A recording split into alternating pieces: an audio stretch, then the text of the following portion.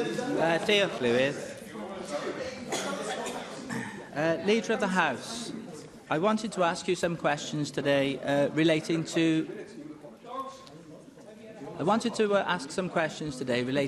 HS2 project. Of course, it isn't a devolved scheme, as we know, but it does have profound consequences for Wales in terms of spending and budgets. We know that the Barnett consequential is supposed to apply where we have major capital projects undertaken by the Westminster Government which do not directly benefit the taxpayer in Wales. What discussions has your government had with the UK Government over the issue of an HS2 Barnett consequential for Wales? Yes, we've had a lot of conversation about the parlour situation with the Barnettisation of the HS2 spending. There's extensive correspondence to that effect. There clearly ought to be such a consequential, and I put it on record that the Welsh Government thinks that there should be such a consequential as a result of that spending. We would like our trains to be built here in Wales. We would like the money to facilitate that and the money to facilitate the services that might link to HS2 across North Wales, for example. But he's absolutely right. We think a consequential should flow from it. Yes, thank you for that answer, and I'm glad you appreciate the point. Now, flowing from that, it wasn't condescending in any way, Leader of the House. You don't need to respond to comments made from sedentary positions, especially Joyce Watson. Okay, thank you. Sorry, Leader of the House. I'll continue with the question. I hope you appreciate there was no condescension implied. Now, glad you agreed with me on that point.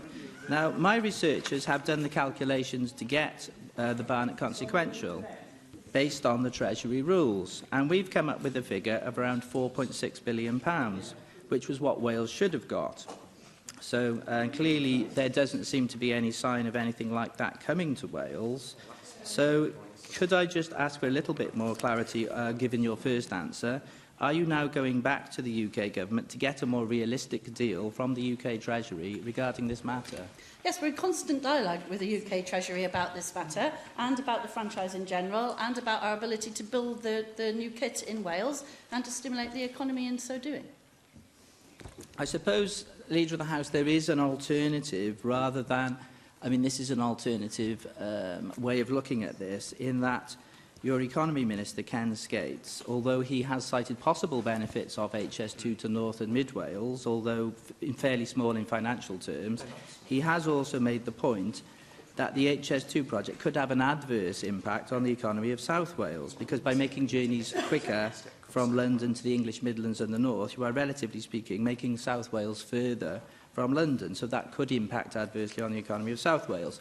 So it's not therefore clear whether there is any net benefits to the HS2 project from Wales.